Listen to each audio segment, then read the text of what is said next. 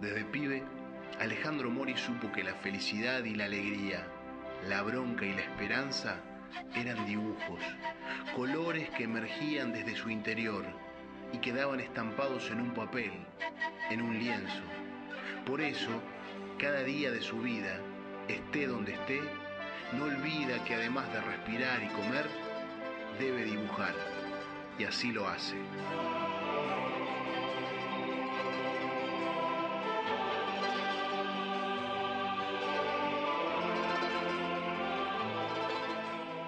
Los primeros recuerdos, o sea, de muy chiquito uno dibujó, no tengo conciencia, no recuerdo cuando empecé a dibujar. Sé que de muy chiquito empecé a dibujar y por ahí en la escuela, en la primaria, en la secundaria, siempre te pedían y zafaba, estaba buenísimo porque zafaba de un montón de horas de clase.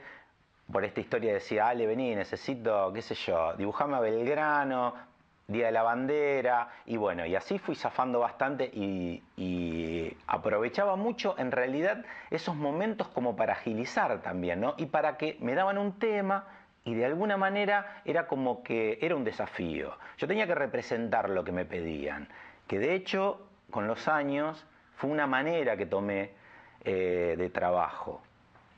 En realidad, yo quería estudiar publicidad en Buenos Aires, eh, era lo más relacionado al dibujo y esta cuestión adolescente de que uno se quiere quedar más cerca de sus afectos y sus amigos. Todos mis amigos iban a estudiar a Rosario y, y bueno, entonces decidí ir a Rosario, que no existía la carrera de publicidad ni la de diseño gráfico, y lo más parecido que encontré fue la arquitectura. Con los años después, a partir que, a ver, de alguna manera, antes de terminar la carrera, me vinculé con estudios de publicidad, donde necesitaban dibujantes, y en esa época, como no había diseñadores gráficos, todos los que más o menos dibujábamos, teníamos una relación freelance con los estudios de publicidad y, bueno, pautábamos el costo de mi trabajo y en una época que no existía la computadora, todo se hacía con fotocopias de los logotipos de los locales, la famosa letra set, que era como un vinilo, un PVC con letras que se transferían por medio de un lápiz. Uno ahí desarrolla también mucho la cuestión de equilibrio de ojo y bueno, y estábamos noches enteras haciendo esos afiches. Te pedían una campera de jean con corderito y uno la tenía que dibujar. Y bueno, a las 6:30 de la mañana llegabas al diario, se la dabas al publicista y bueno, y así seguía la historia. Durante muchísimos años estuve relacionado con la publicidad hasta que comienza la carrera de publicidad, diseño gráfico en Rosario, y yo a partir de los primeros 2 o 3 años que empiezo a trabajar en publicidad, como sabían que era arquitecto, que estaba estudiando arquitectura, empecé a fusionar de alguna manera el dibujo, la creatividad, el diseño gráfico y la arquitectura. Y bueno, y de alguna manera eso me permitió mantener viva esta cuestión del dibujo. Más allá que paralelamente siempre colaboré con diarios, revistas de la Facu, había eventos grandes en Rosario, grandes fiestas donde se hacían los afiches, caricaturas de amigos, caricaturas para regalar. Siempre estuve vinculado con el dibujo. Es realmente, no puedo estar sin dibujar. Me parece que cuando, antes de terminar la Facu de Arquitectura, esto un poco lo que te conté antes, ahí empiezo a ver que servía lo que hacía. Y también cuando hago mucho humor gráfico,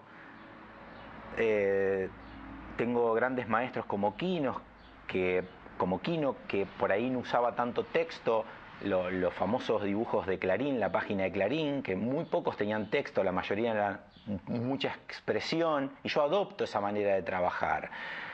Que el dibujo en sí diga todo, que era y sigue siendo mi manera de expresarme. O sea, no escribo, no canto, no compongo, dibujo.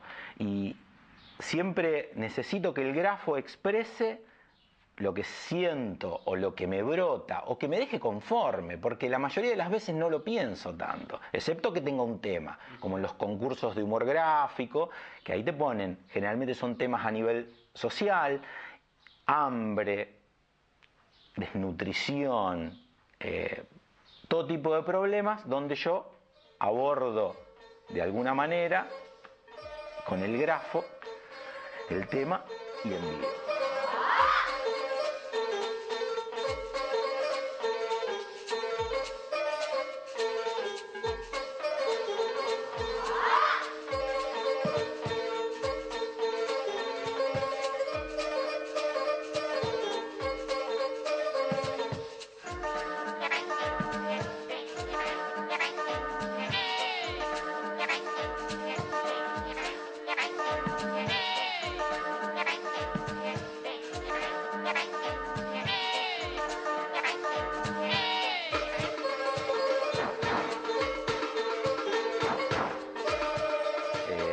Uno lee, uno observa, toma maestros.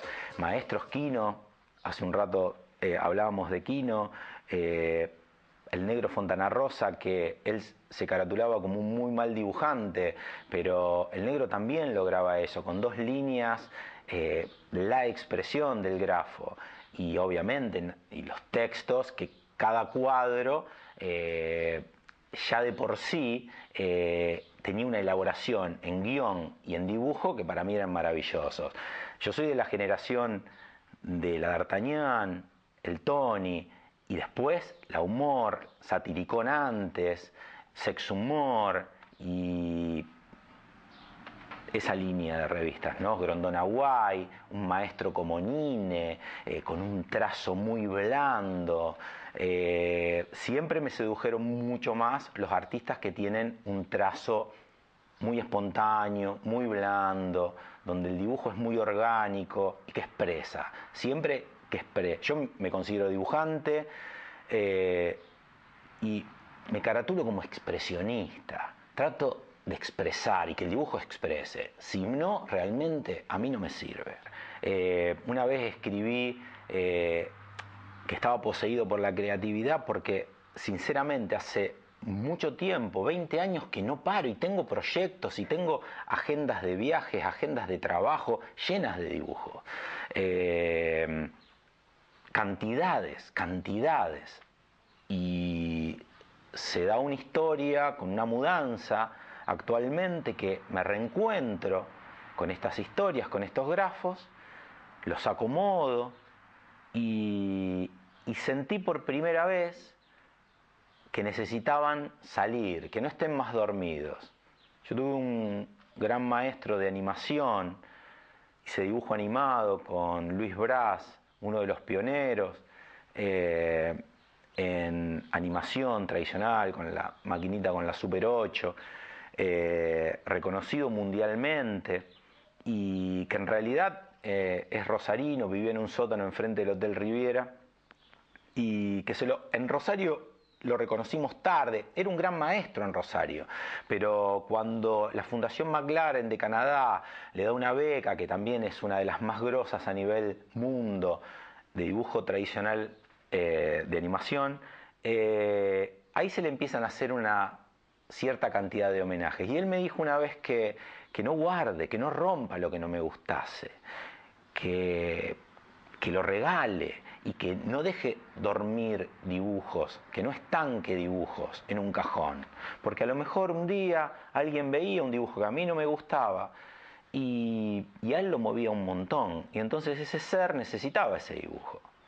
Con él vivimos la transición del Super 8 al video y él no quería trabajar con video, le parecía la tecnología y él seguía anotando, tenía grandes planillas, el sonido de una película de animación, eran grandes planillas de 1 metro por 70 en papel milimetrado, con un grabador que era un Nokia, de los primeros Nokia muy viejos, donde tenía un cassette y él ponía el cassette, prendía, a los 2 segundos lo apagaba y anotaba para coordinar con la animación que él estaba haciendo. Trabajo increíble, muchísimas cosas con Braz, la verdad, y me enseñó a también, Braz lo que me hizo amigar un poco con un montón de materiales que yo no conocía, con pegamentos, con telgopor, con cartón, eso sí me enseñó Braz, que ahí ya pasé a la parte de escultura. Braz fue un disparador para la escultura.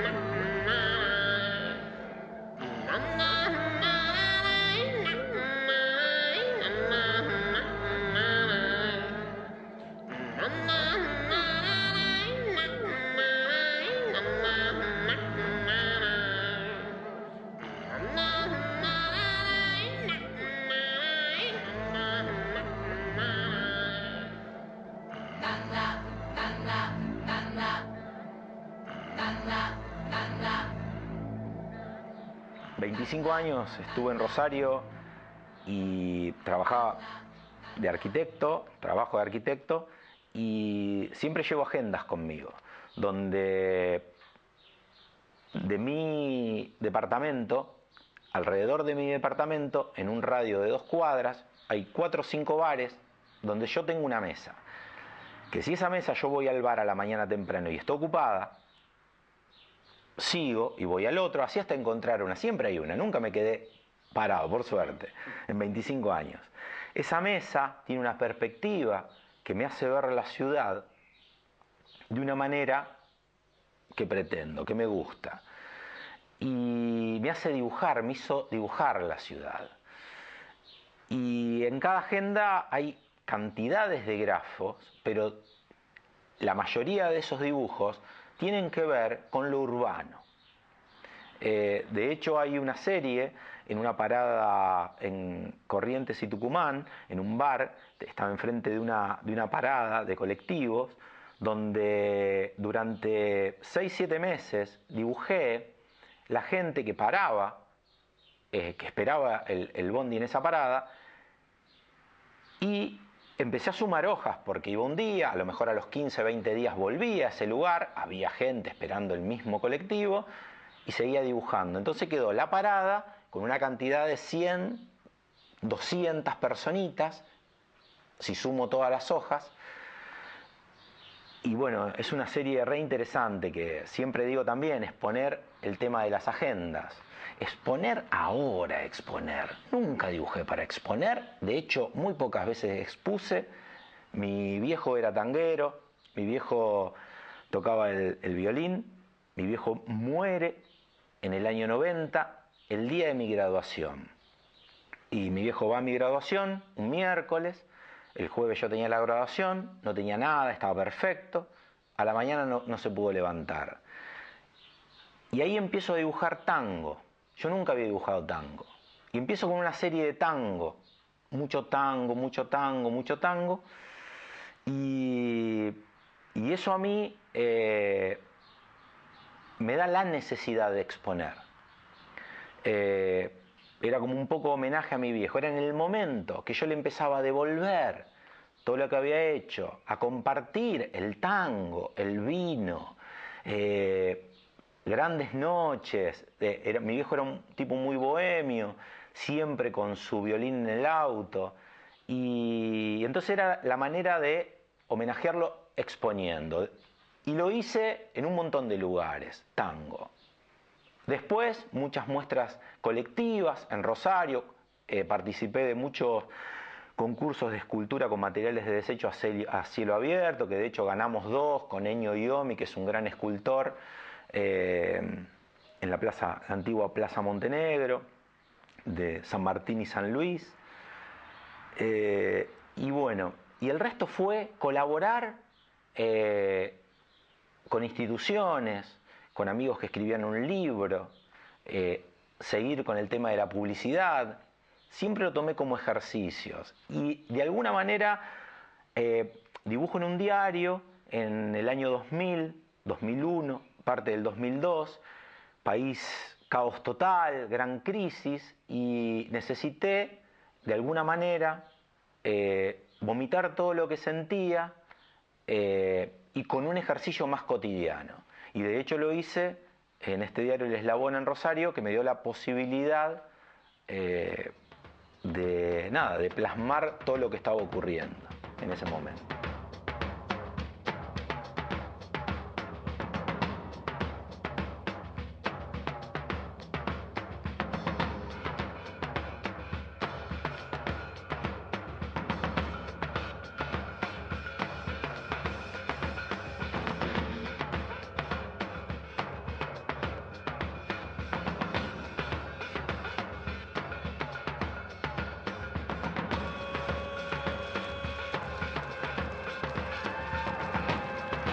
Nunca pude explicar racionalmente esta historia.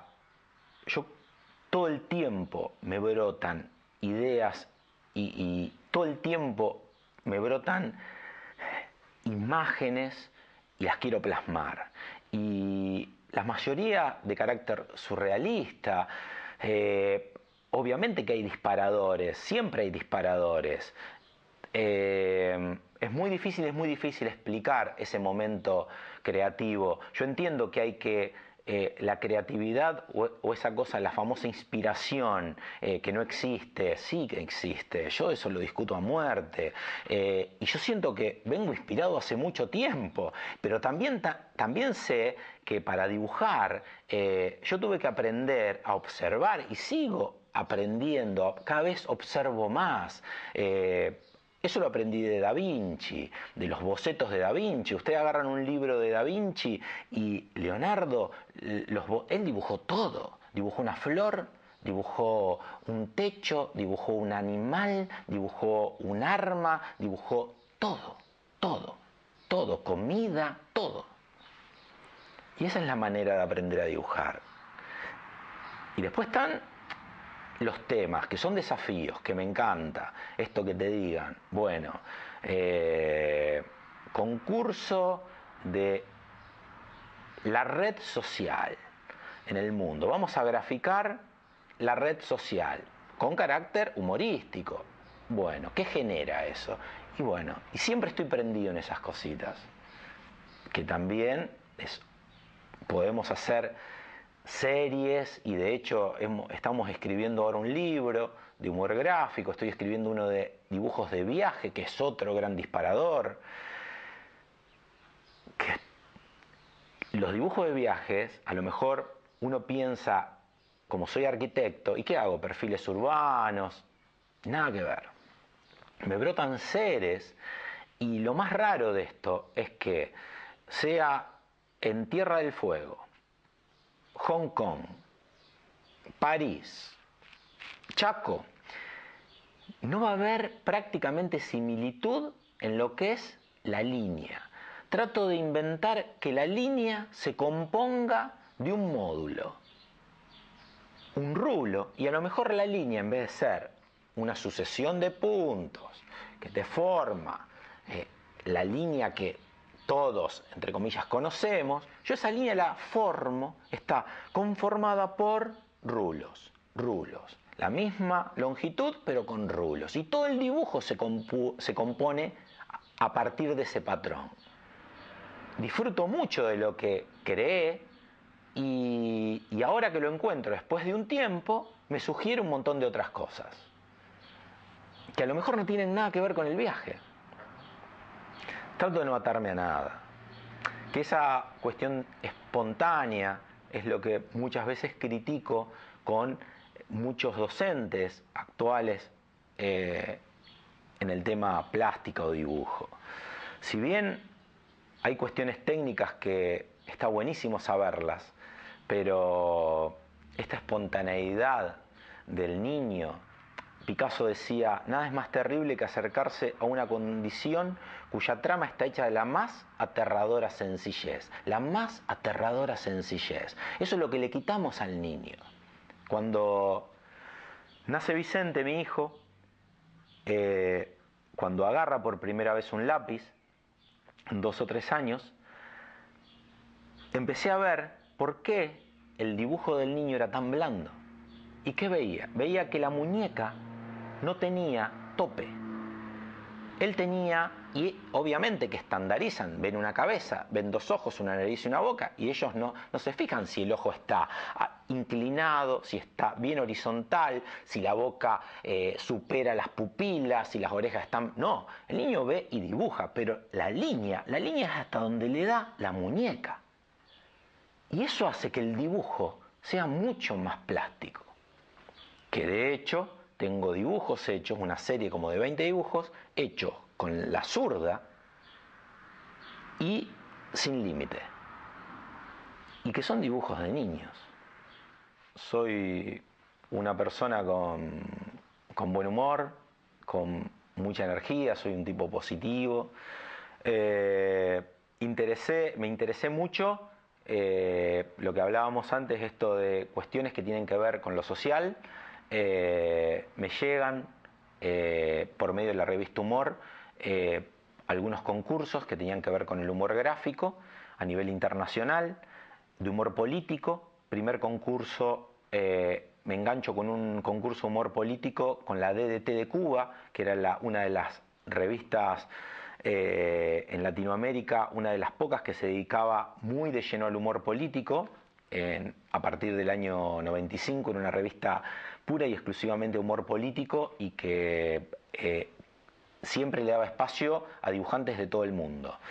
Y a partir de ahí aluciné con participar en este tipo de concursos. Siempre sin texto, que el dibujo exprese.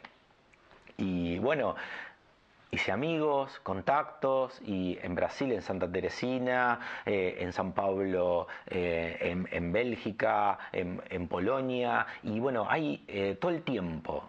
Hay años que dibujo, hay años que no, pero siempre trato de hacerlo eso, porque también me da un ejercicio. Y es la manera también como me gusta mucho el humor. No escribo humor, sí grafico humor.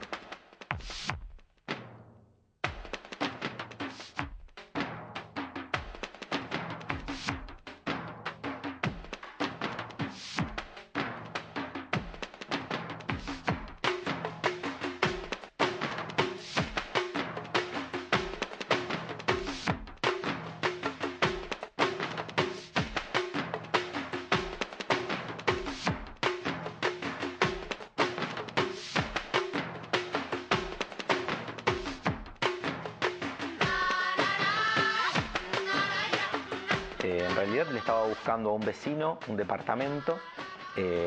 Lo que mi vecino estaba buscando era lo que yo tenía, justamente.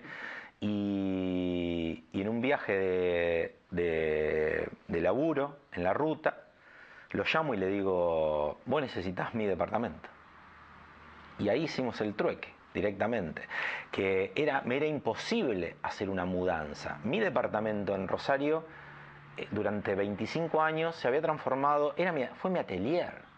De hecho, hasta tuve una gran neumonía por pintar con aerosol dentro del departamento, y he hecho de todo adentro de ese departamento: soldar, cortar maderas, todo lo que te puedas imaginar.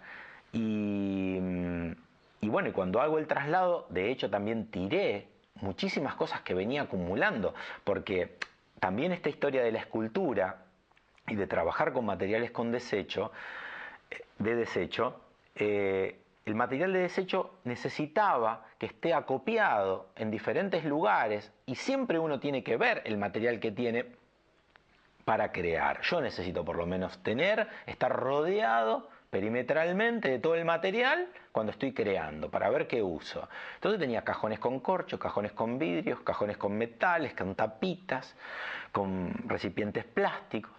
Y bueno, y de eso mucho tiré porque tenía rincones que hacía 25 años que no se pasaba una escoba, de acumulación de cosas, y que nunca las había usado, y que a lo mejor sí las iba a usar, pero no podía seguir guardando tanto. Y seleccioné, y entre todo el material de desecho, que de escultura, en los cajones estaban todos los dibujos. O sea, había dibujos de 20 años, 30 años atrás, pero también estaban los nuevos, porque nunca paré de dibujar. Fue revivir un montón de historias, de momentos, y me hablaron y me dijeron, bueno, flaco, basta estar acá durmiendo, estamos aburridos, sáquenme urgente. Había uno que, tengo una cara que en realidad la intención fue que siempre mire al espectador y lo dejo arriba de la cama y era imposible, sentí todo el tiempo de la mudanza que me observaba y me decía, ojo con volverme a meter dentro de ese cajón, no quiero más. Nunca hice para vender. La venta, al fusionar y al vincularlo con la arquitectura, soy arquitecto, hago una vivienda, muchas veces la decoro y por ahí hago un mural y vendo mi cuadro, vendo mi mural, vendo mi escultura. Ese es el único punto. Nunca me interesó dibujar para vender ni para exponer. Me hace muy bien, tengo una necesidad, es la misma carne, la misma sangre, dibujar, necesito eso, necesito todo el tiempo volcarme, plasmar algo en una tela, en un papel, en algo. Todo tiñe, el mate, el vino, el tomate, todo tiñe. No hay manera de que no dibuje. Si tengo ganas, encuentro alguna ramita y lo plasmo en algún lado. No quiero más tener grafos guardados de esa manera, es regalar. Y ahora estoy pensando esta historia de vender, pero es tremenda la situación cuando vienen y me dicen, Ale, me encanta ese. ¿Cuánto cuesta? No sé, qué sé yo. Después lo voy y se lo termino regalando. Me cuesta. Pero también sé que es una manera, en realidad yo quiero dejar la arquitectura en unos años, no sé cuántos, yo quiero dibujar hasta en los últimos días. Y bueno, y quiero que sea también parte, que el dibujo me dé de comer, yo no pienso en esa historia, sé que me va a alimentar interiormente, desde las vísceras. Y eso van a ir de la mano de alguna manera.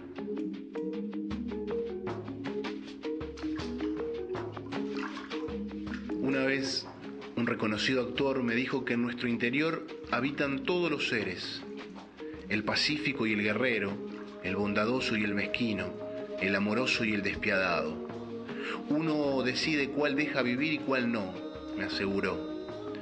Los dibujos de Alejandro Moris son una cabal muestra de esa aseveración, una galería de personajes muy diversos, tan diversos como todos los seres que viven en su interior y en el nuestro.